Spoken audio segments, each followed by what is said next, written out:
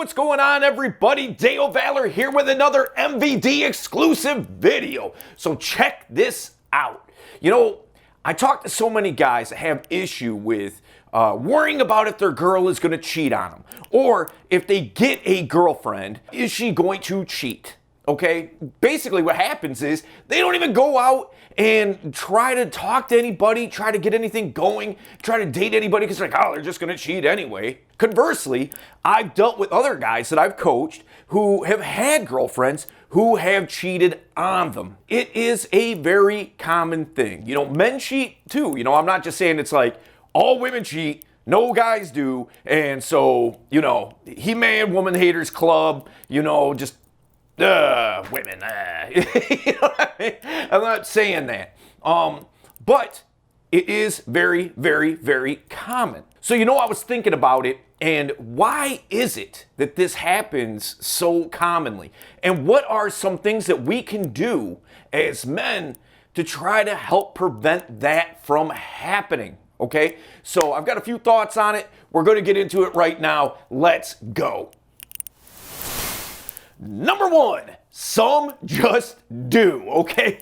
You know, and there's nothing that you can do anything about, okay? I mean, basically, you know, either they're very, very promiscuous or they're just afraid of commitment, low self-esteem, and they need constant male attention and validation. And so one of the ways to keep that from happening is to just not get involved. Now, look, you know, there's a lot of people who are like, well, if a woman slept with a lot of guys, then, you know, you shouldn't be in a relationship with them and things like that.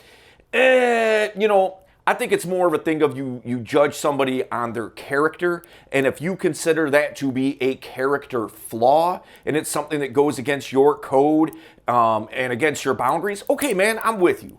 But if it's not that big of a deal to you and you don't really care and all you care about is how she interacts with you, okay, that's cool too. I have no problem with either one of those perspectives. But this is what I will tell you. You know, if she is of that particular mindset, okay, it is something to screen for, man, and it can be a yellow or red flag depending on what it is that you feel about that type of person, okay? And so, you know, the thing is this. If you are going to proceed, you know, just proceed a little bit cautiously. You know, and I'm not saying you don't have to be overly protective and, you know, be snooping in her stuff. You know, I'm going to catch her red-handed and, you know, I know that what she's up to, and because all that comes across as insecure, and it can be a cause for, you know, basically a self-fulfilling prophecy, you know, because if she feels like that you're judging her and you're being overly protective and super jealous and all that kind of thing, it's just going to turn her off, man. She just may very well go on ahead and cheat. So just keep those things in mind, all right? We're going to get number two. Let's go. Number two, a lack of security. Okay, what do I mean by that? If a woman doesn't feel secure in her relationship with you, all right, now this is going beyond just dating, okay? This is more of a thing of like you're in a committed relationship. And if she doesn't feel secure in that relationship, she may venture outside of that relationship just because she just thinks that you don't care, quite honestly. So she's going to prove to you and show you how much you don't care. Now, I'm not saying that this is your fault necessarily. I mean, look, if she's not secure in the relationship, maybe that should be a conversation, okay? And as a matter of fact, it's not a maybe, it's a for sure. You should be having a conversation about that, and she should have enough assertiveness to say, hey, look, I ain't feeling this, you know, like we got to get some things figured out here instead of just, you know, going and cheating on you. I'm not saying that that's justified by any means, but what I am saying is, look, man, you need to start having conversations on a regular basis about how the relationship is doing, you know, and then that's across everything, man, sexually, how you communicate, just so many different facets that you need to really talk out on a semi-regular basis, you know, even if it's just like once a week, you know, sitting down for an hour and just chopping it up. And that keeps things from manifesting out of little things, okay? It's like nip it in the bud. You know what I'm saying? As a matter of fact, in the comments, what I'd like you to do is tell me, have you ever been cheated on, okay? And if you have, how did you deal with it?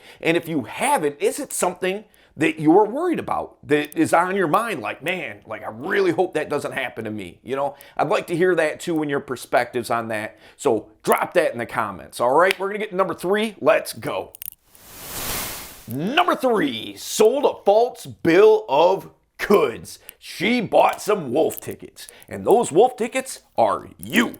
Okay, meaning, look, you know, so many guys, they present themselves and package themselves and try to sell themselves as being one way. And maybe it's super ultra confident. Maybe it's leadership skills. Maybe it's everything. Maybe it's drive and passion and just being assertive in their goals and what they're trying to do. And then they get into a relationship and all those things go right out the window. What happens is the guy goes on ahead and he makes that relationship his life. It's to where what he's trying to do is he's just trying to constantly prove to her how committed he is. And he just has drive and passion and he's out there trying to get it. You know, he's out there trying to achieve his goals and things like that. But as soon as he gets into a committed relationship, all those things go out the window because it's about pleasing her. And she didn't sign up for that. She never asked for that. You know, she was attracted to all those things and now they're gone.